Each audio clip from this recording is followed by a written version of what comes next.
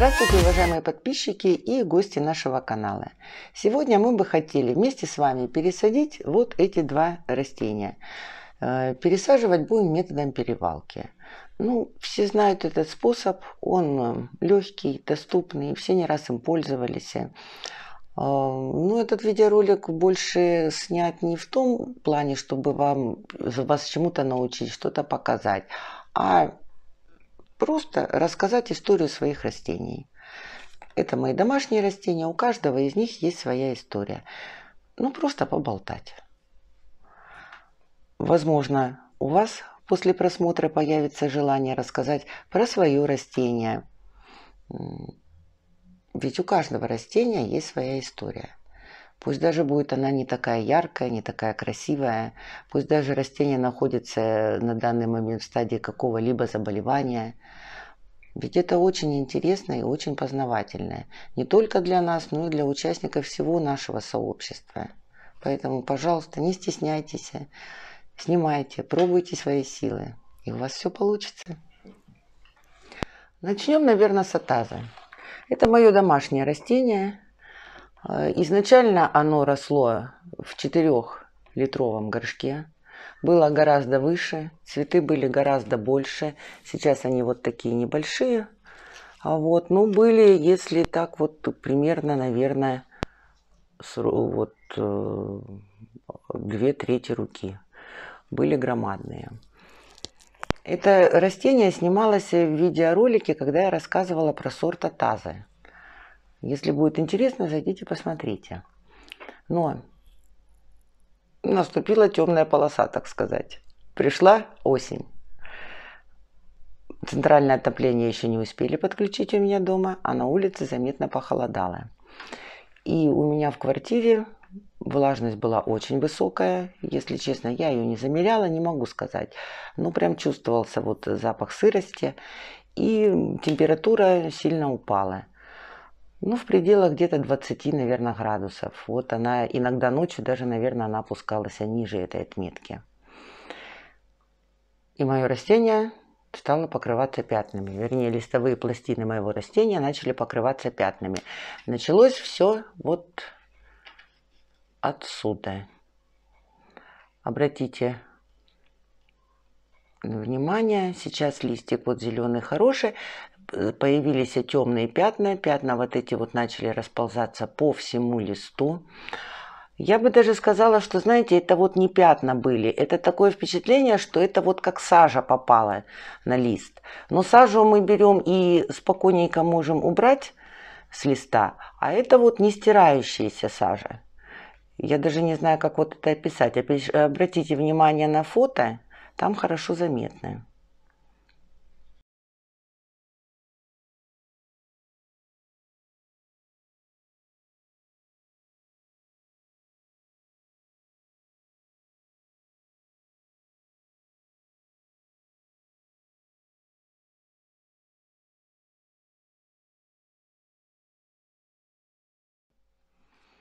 Что делаем мы в этом случае? Мы лезем в интернет и ищем нужную нам информацию.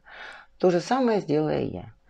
В интернете, конечно, информации много, но именно стоящей информации, чтобы добыть ее, надо потратить кучу времени. А вот в основном сайты дают так поверхностную информацию. Кстати, вот у нас была тоже подобная история. Недавно в группе была девушка-блогер, которая выложила свое растение с грибковым заболеванием.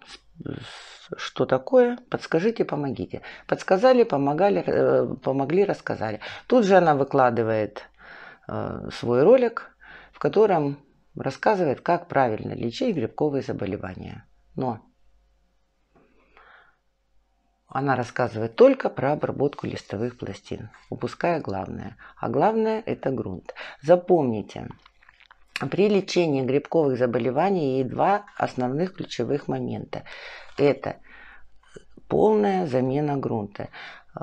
Возбудители грибковых заболеваний находятся в грунте. Поэтому прежде чем приступить к лечению растения, надо сменить грунт. Полная замена грунта. Без этого ничего, лечения нормального не произойдет. То есть даже если мы прольем грунт системными препаратами, в дальнейшем нам этот грунт придется менять, потому что мы получим интоксикацию растений. А это пятна на листьях, которые иногда, кстати, интоксикация приводит и к гибели растений. Запомните, сначала смена грунта, потом лечение листовых пластин, обработка системными препаратами. Ну, в общем, отвлеклась я. В общем, нашла я нужную информацию в интернете. Поняла, что это грибковое заболевание. Так как грунт я уже сменила, я начала обрабатывать листовые пластины. Но на тот момент я нашла только один препарат в наших магазинах. Это был топаз. Развела его по инструкции и произвела обработку, 2 обработки одним препаратом топаз. Ну, другого у меня на тот момент не было. Хочу заметить, что после первой обработки стало видно, что все у меня получается, и растения чувствуют себя неплохо. Вторая обработка, можно было сказать, была просто как контрольная, скажем так. Лечение, я так считаю, у меня прошло довольно-таки быстро, беспроблемно, и все хорошо закончилось. Как видите, растение сейчас выглядит довольно-таки неплохо, зацвело, нарастило новые листики. Если вдруг у вас на растении появились грибковые заболевания, вы можете зайти на сайт, найти всю нужную информацию там, либо зайти также на форум. Там в этом году наши участники группы Telegram столкнулись с грибковыми заболеваниями, и они рассказывают, как они лечили растения, что они делали. Ну, скажем так, живые примеры. Поэтому вам уже будет легче разобраться. Давайте извлечем растение из горшка.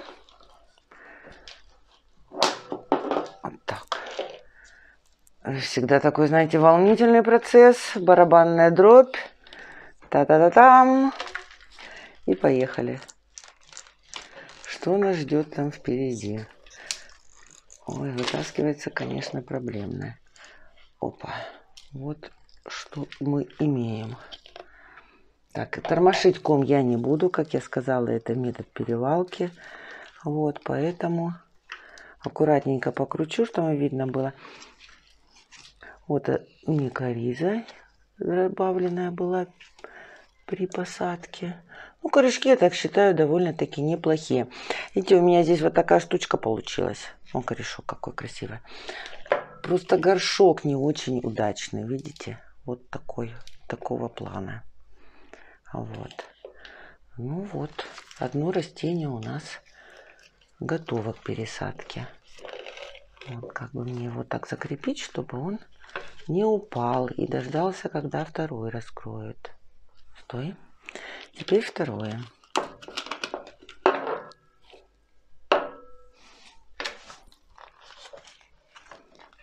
Так, подавим чуть-чуть. И уже я, наверное, так... Здесь грунт более рыхлый. Корней, наверное, не так много. Опа. Вытащили. Вот что у нас есть. Вот почему не очень люблю вот эти вот керамзит. Он, можно сказать, корни вырастают в него. Но здесь детка, видите, корней не так много, как в первом растении. Но все равно, я считаю, так неплохо. Так что можно будет садить. Итак, сегодня я приготовила грунт, используя вместо чипсов кокосовое волокно. Обратите внимание, вот оно такое. Видите, прежде чем его добавлять, его как-то немножко вот так вот размять надо, растянуть и обрезать. Примерно 2-3 сантиметра длиной волоски должны остаться. Здесь мы, видите, сделали волоски гораздо длиннее у нас, поэтому размешивался грунт довольно-таки проблематично. Но вот 2-3 сантиметров, я так думаю, хватит вполне.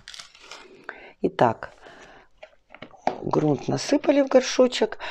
К сожалению, микоризы у нас пока нет. Ждем когда придет новый коллективный заказ, поэтому будем сажать без нее. Но вообще изначально при посадке вот этого растения, как, впрочем, и атаза тоже, микориза, она добавлялась в грунт. Поэтому сейчас мы посадим ее растение так, а потом по приходу уже микоризы мы, убрав верхний слой грунта, сможем ее подсыпать. Видите, с волокном не получается ложечкой, чтобы было культурно. Будем руками. Зато быстро. Добавляем. Здесь я, как говорила, я хотела тоже углубить чуть-чуть растение.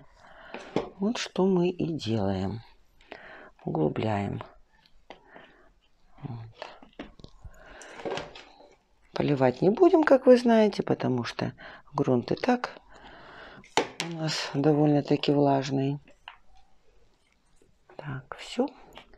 Одно растение готово.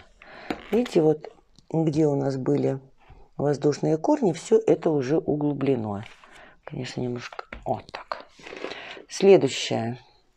Так, это надо как-то так аккуратно, чтобы вот этот хвостик не развалился у меня. Я и горшок, видите, специально такой же формы выбрала с вот этим вот хвостиком, чтобы растение хорошо вместилось. Единственное, что этот у меня получается 4-литровый, а тот был чуть меньшего объема. Ну вот, видите, знаменательный момент. Атаза возвращается в такой же горшок, в каком изначально и рос, то есть объемом 4 литра. Так, добавляем. Здесь-то совсем чуть-чуть получается добавить, надо будет с краев подсунуть грунт. Ну, тоже без микоризы. Впоследствии мы, конечно, обязательно ее добавим, потому что она очень полезна для развития растения. Так, растения посажены. Я углубила и это растение, закрыла здесь воздушные корни, и фламинго оранж тоже углубила. Все посажено, все хорошо. Спасибо за внимание. Подписывайтесь на канал, ставьте лайки. Ждем ваших историй. Всего вам доброго.